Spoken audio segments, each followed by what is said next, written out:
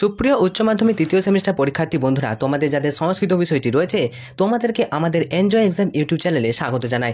আজকের এই ভিডিওতে তোমাদের তৃতীয় সেমিস্টার পরীক্ষা আগত সংস্কৃত বিষয়টিকে টার্গেট রেখে আজকের আমাদের বোর্ডের নির্দেশিকা অনুযায়ী নমুনা প্রশ্নপত্র নিয়ে আজকের আমাদের বিশেষ ভিডিও। হ্যাঁ বন্ধুরা, তোমরা ঠিকই শুনেছো। এখান থেকে যে 40টি প্রশ্ন তোমাদের আলোচনা করব, এই প্রত্যেকটি প্রশ্নই অত্যন্ত গুরুত্বপূর্ণ এবং তোমাদের পরীক্ষায় আসার মতো প্রশ্ন। তাই প্রথম থেকে ভিডিওটা শেষ পর্যন্ত দেখার চেষ্টা করবে। আর তোমরা যারা উচ্চ মাধ্যমিক তৃতীয় সেমিস্টার পরীক্ষায় সংস্কৃত পরীক্ষায় ভালো রেজাল্ট করতে চাইছো, তাহলে অবশ্যই আমাদের চ্যানেলটি সাবস্ক্রাইব করে রাখো। তোমাদেরও পরীক্ষা ভালো হবে এই শুভকামনা জানিয়ে চলো ভিডিওটা শুরু করি। প্রথমেই জানিয়ে রাখি, সংস্কৃত একটি সহজ সাবজেক্ট, তো এখান থেকে প্রচুর নাম্বার কিন্তু আসে। তাই তোমাদেরকে বলছি, প্রত্যেকটি ভিডিও কিন্তু প্রত্যেকটি যে প্রশ্ন, এই ভিডিওর প্রত্যেকটি প্রশ্ন অত্যন্ত গুরুত্বপূর্ণ, তাই মনোযোগ সহকারে দেখবে। প্রথম প্রশ্ন দেখো, স্বপ্ন উত্থিত রাজবাহনের চরণ যুগল কী দ্বারা বন্ধ? স্বপ্ন উত্থিত রাজবাহনের চরণ যুগল অর্থাৎ পাগুলি কী দ্বারা বদ্ধ ছিল? ঠিক আছে, উত্তর হবে চারটে অপশন তোমরা দেখতে পাচ্ছ, রৌপ্য শৃঙ্খল, রূপর শৃঙ্খল দ্বারা। ঠিক আছে, নেক্সট, চণ্ডবর্মার বাহু কেমন ছিল? তোমরা গল্প পড়লেই তোমরা পেরে যাবে এটা। উত্তর হবে লৌহ দণ্ড তুল্য। চন্দ্রবর্মার বাহু ছিল লৌহ দণ্ড তুল্য। নেক্সট প্রশ্ন দেখো, পুষ্পদবস্য মিত্র পুষ্পোদ্ভব কে ছিলেন? পুষ্পোদ্ভব কে ছিলেন বা পুষ্পোদ্ভবের মিত্র কে ছিল? দেখো চারটে অপশন তোমরা রয়েছে, উত্তর হয়ে যাচ্ছে রাজবাহন, অর্থাৎ অপশন নাম্বার সি ছিল। তোমরা জানো, গল্প পড়লে কিন্তু এগুলো পেরে যাবে। চলে আসবো 4 নম্বর প্রশ্ন। দেখো বিবৃতি কি বলছে, অন্তঃপুর রক্ষীরা অবন্তী সুন্দরীর ঘরের বাইরে অপেক্ষা করছিল। বিবৃতি 1। তো আমি তোমাদেরকে বলছি যে মানে সঠিক আরে তোমাদের বলে দেবো। তো অপশান এ, এটা অন্তঃপুর রক্ষীরা অবন্তী সুন্দরী ঘরের বাইরে কেন অপেক্ষা করবে? এটা কিন্তু মিথ্যা। ঠিক আছে, নেক্সট, কারণ বলছে যে অবন্তী সুন্দরী উচ্চকণ্ঠে চিৎকার করছিল, এটা কিন্তু সঠিক, অর্থাৎ অপশান এ ভুল, বাট অপশান আর ইজ দ্য কারেক্ট অ্যান্সার। 4 নম্বর প্রশ্নের সঠিক অ্যান্সার তোমাদের বলে দিই, উত্তর হবে option number D. Option number D কী বলছে দেখো, এ ভুল কিন্তু আর সঠিক। চলে আসবো আমরা 5 নম্বর প্রশ্নে। কি বলেছে দেখো, রাজবাহন ও অবন্তী সুন্দরীর পূর্বজন্মে কী ছিলেন? রাজবাহন ও অবন্তী সুন্দরী পূর্বজন্মে ছিলেন, চারটে অপশন তোমরা দেখতে পাচ্ছ, উত্তর হয়ে যাবে শাম্ব এবং যজ্ঞবতী। নেক্সট 5 নম্বর প্রশ্ন, শ্রীমদ্ ভগবদ্গীতার মোট শ্লোক সংখ্যা কত? এটা পরীক্ষায় চলে আসার মতো প্রশ্ন, ভালো করে তোমরা দেখো। 700টি শ্লোক রয়েছে শ্রীমদ্ ভগবদ্গীতায়, মোট কিন্তু শ্লোক রয়েছে 700টি। নেক্সট দেখো 7 নম্বর প্রশ্ন দেখো, মহাভারতের ড্যাশ পর্বের অন্তর্গত ধর্মসাধনা ও আধ্যাত্ম ভাবনার অন্যতম শ্রেষ্ঠ অংশ হলো শ্রীমদ্ ভগবদ্গীতা। মহাভারতের কোন পর্বের অন্তর্গত? তো অবশ্যই এটা তোমরা জানো, মহাভারতের ভীষ্ম পর্বের অন্তর্গত, অর্থাৎ option number A is the correct answer. এবার দেখো 4 নম্বর, ক স্তম্ভের সঙ্গে খ স্তম্ভ তো মানে মেলানো আসবেই পরীক্ষায়। তো কি বলেছে দেখো, প্রথমেই হচ্ছে দেখো অর্পণম। অর্পণম কী হবে? অর্পণম হবে অপশন নাম্বার সি, অর্থাৎ নিবেদিতম। অর্পণম মানে হচ্ছে নিবেদিত প্রাণ, অর্পণ করা বা নিবেদিত করা সেম। আচ্ছা দেখো ব্রহ্ম, ব্রহ্ম কী হয়ে যাবে? ব্রহ্ম কথার অর্থ হচ্ছে ভগবান। ঠিক আছে, ব্রহ্ম মানে হচ্ছে ভগবান। 3 নম্বর দেখো হবি, হবি কথার অর্থ হচ্ছে ঘৃতম, ঘৃতম। ঠিক আছে, নেক্সট 4 নম্বর যেটা হচ্ছে হুতম, এটা হয়ে যাচ্ছে প্রদানম। হুতম মানে হচ্ছে প্রদানম। তো অপশান ওয়াইজ যদি সঠিক অ্যান্সার তোমাদের বলতেই হয়, 8 দেখে অপশান হয়ে যাবে অপশান নাম্বার বি। তোমরা মিলিয়ে দেখে নিতে পারো। চলে আসবো 3 নম্বর প্রশ্ন। কি বলছে দেখো, ইন্দ্রিয়ের দ্বারা বা ইন্দ্রিয় তৃপ্তির দ্বারা যখন মানুষ কর্ম না করে ক্রিয়া করে, জড় জগতের প্রতি আকৃষ্ট হয়ে যখন মানুষ কর্ম করে, আকৃষ্ট হয়ে পড়ে, তখন মানুষ কি পায় না? দেখো আরেকবার বলেছি, ইন্দ্রিয় তৃপ্তি দ্বারা মানুষ যখন কর্ম না করে ক্রিয়া করে, জড় জগতের প্রতি আকৃষ্ট হয়ে পড়ে, জড় জগতের প্রতি, তখন মানুষ কি পায় না? মানুষ কি পায় না? 4টে অপশন তোমরা দেখতে পাচ্ছ, উত্তরে যাবে ব্রহ্মজ্ঞান। ব্রহ্মজ্ঞান কিন্তু মানুষ পায় না। তো অবশ্যই আমাদের ইন্দ্রিয় তৃপ্তি ছাড়তে হবে। আমাদেরকে ইন্দ্রিয় তৃপ্তি দ্বারা যখন মানুষ কর্ম করতে হবে, ক্রিয়া নয়, কর্ম করতে হবে, জড় জগতের প্রতি আকৃষ্ট হওয়া চলবে না, তাহলে কিন্তু আমরা ব্রহ্মজ্ঞান পাবো। তাহলে ব্রহ্মজ্ঞান কিন্তু মানুষ পায় না, এগুলো করে বলে। চলো নেক্সট 10 নম্বর প্রশ্ন, উপদেক্ষন্তি পদটিতে কোন ধাতুর ব্যবহার করা হয়েছে? উত্তর হয়ে যাবে দিস ধাতু, অর্থাৎ option number B is the correct answer. Next 11 নম্বর প্রশ্ন দেখো, পাঠ্যাংশে শকুন্তলার প্রথম এবং একমাত্র অপরাধ কী ছিল? 4টে অপশন তোমরা দেখতে পাচ্ছ, প্রথম এবং একমাত্র অপরাধ অতিথি সেবা না করা। এটা তো তোমরা জানো যে অতিথি সেবা করেনি বলেই কিন্তু শকুন্তলাকে অভিশাপ দিয়েছিল, অর্থাৎ option number D is the correct answer. Next আমরা চলে আসবো 12 নম্বর প্রশ্ন, অস্তিতেন রাজর্ষিনা সংপস্থিতেন আলোচ্য অংশের বক্তাকে? উত্তর হয়ে যাবে অনুসুয়া, অর্থাৎ option number A is the correct answer. 13 নম্বর প্রশ্ন দেখো, অসন্নিহিতা পদের অর্থ কী? অসন্নিহিতা পদের অর্থ হচ্ছে অনুপস্থিত, অর্থাৎ option number B is the correct answer. 14 নম্বর প্রশ্ন দেখো, ঘটনা অনুযায়ী তোমাদের সাজাতে বলেছে। প্রথমে বলছে বিবৃতি একটা, আমি তোমাদেরকে ডাইরেক্ট কিন্তু অ্যান্সার বলে দিচ্ছি। বিবৃতি একে কি বলছে? পিয়ংবদা কর্তৃক দুর্বাসাকে প্রসন্ন করার নিমিত্ত প্রস্থান। তো আমি জাস্ট তোমাদের ডাইরেক্ট অ্যান্সার বলছি। 14 নম্বর প্রশ্নের সঠিক অ্যান্সার হয়ে যাবে অপশন নাম্বার এ।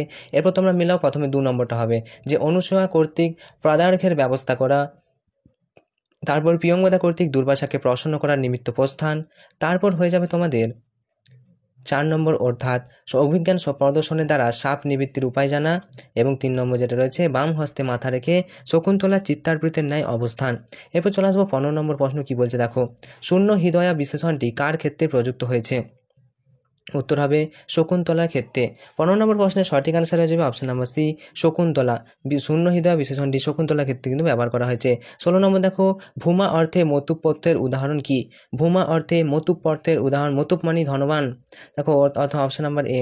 সে মতুপ অর্থে কিন্তু নয়, মতুপ পথে ধনবানে যুক্ত আছে, ঠিক আছে, এটা মনে রাখবে। ভূমা অর্থে মতুপ পথের উদাহরণ হচ্ছে ধনবান। নেক্সট 17 নম্বর প্রশ্ন, অয়ম এসাম অতি শয়ন লঘু, এই বাক্যটির এক পদ হলো ড্যাশ। অয়ম এসান অতি শয়ন লঘু বাক্যটির এক পদ হচ্ছে লঘিষ্ঠ, অর্থাৎ option number D is the correct answer. Next 18 নম্বর প্রশ্ন কি বলছে দেখো, বহুর মধ্যে একের উৎকর্ষ বা অপকর্ষ বোঝাতে ব্যবহৃত হয় যে প্রত্যয়। বহুর মধ্যে একের উৎকর্ষ বা অপকর্ষ বোঝাতে কোন প্রত্যয় ব্যবহার করা হয়?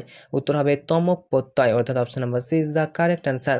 নেক্সট 19 নম্বর প্রশ্ন দেখো, পুত্রযুক্ত কামচ্যযুক্ত লটতি কী হবে? পুত্র কাম্যতি, অর্থাৎ option number C is the correct answer.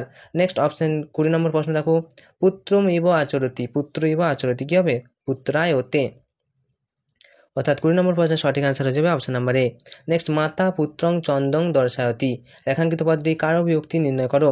মাতা পুত্রকে চন্দ্র দেখাচ্ছে, অর্থাৎ চাঁদ দেখাচ্ছে, উত্তর হবে প্রযোজক অর্থায় প্রথমা। নেক্সট 22 নম্বর প্রশ্ন, অকথিত কর্মকে কি বলা হয়? 4টা অপশন তোমরা দেখতে পাচ্ছ।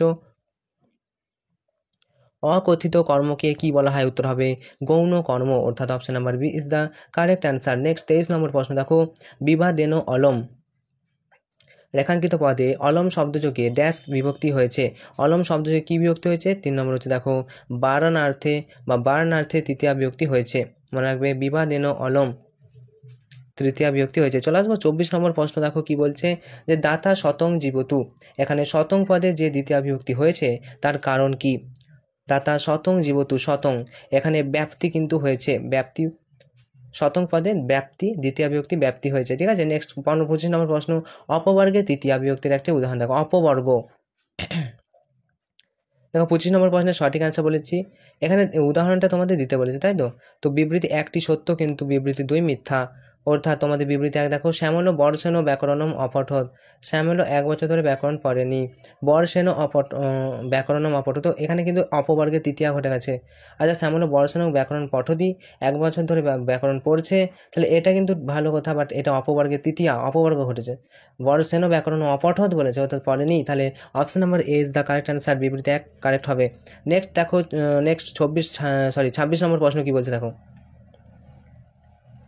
বলছে মদ্রানাং সমৃদ্ধি এর সমস্ত পদ কোনটি? সমস্ত পদ, সামান্য পদ, মানে সমাসের আর কি, সমস্ত পদ কোনটি হবে?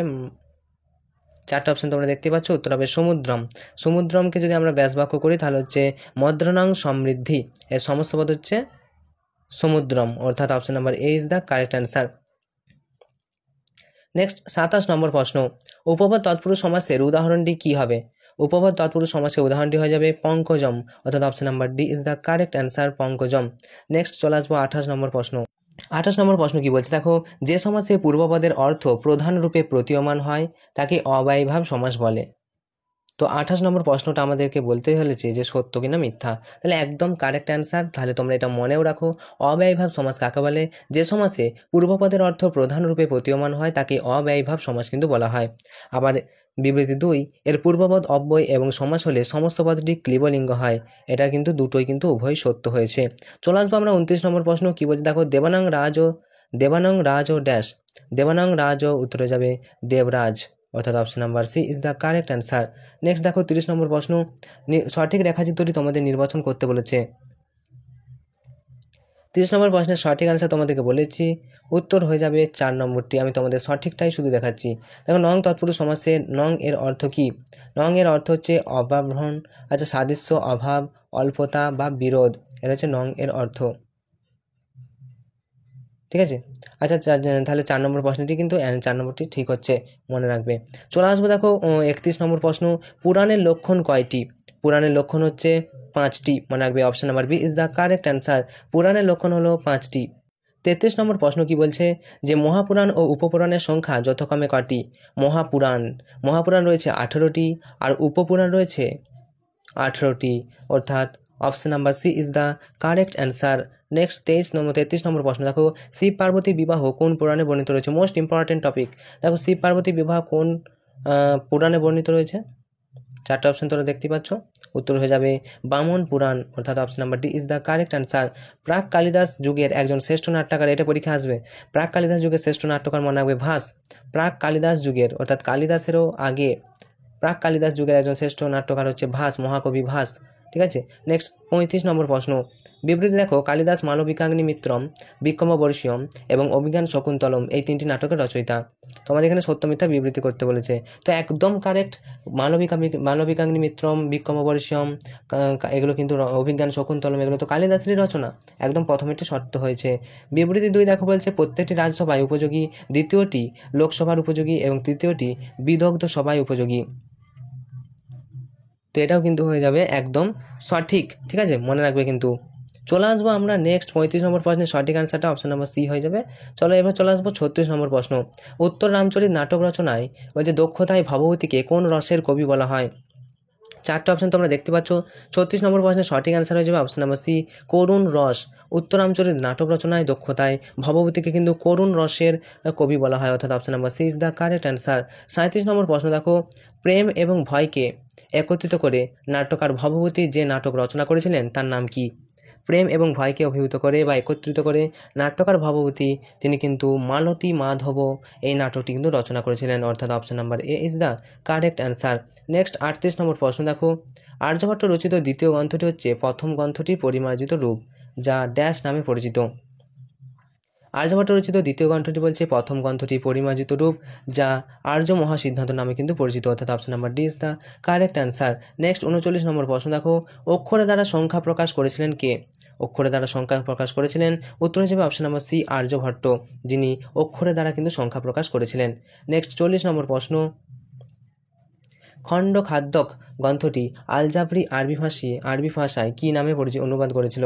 দেখো, খণ্ড খাদ্যক এই গ্রন্থটি আলজাবরি আরবি ভাষায় কিন্তু কী নামে অনুবাদ করেছিল? 4টা অপশন তোমরা দেখতেই পাচ্ছ, উত্তর হয়ে যাবে অলকন্দ, অর্থাৎ option number A is the correct answer. এই ছিল তোমাদের জন্য 40টি প্রশ্ন। এই প্রশ্নগুলো তোমাদের পরীক্ষার জন্য অত্যন্ত গুরুত্বপূর্ণ। তো এর পরবর্তীতে আমরা বিভিন্ন সেট কিন্তু নিয়ে চলে আসবো। প্রত্যেকটি সেট তোমাদেরকে ভালো করে প্র্যাকটিস করতে হবে, কারণ ব্যাকরণ থেকে একটু সমস্যা তোমাদের থাকতে পারে। তো এই মুহূর্তে অবশ্যই তোমরা চ্যানেলটি সাবস্ক্রাইব করো পরবর্তী ভিডিও পাওয়ার জন্য, আর বন্ধুদেরকে এই ভিডিওটি একটু শেয়ার করে দাও। তোমাদের পরীক্ষা ভালো হবে এই শুভকামনা জানিয়ে আজকের ভিডিওটা এখানেই শেষ করলাম। Enjoy exam, all the best.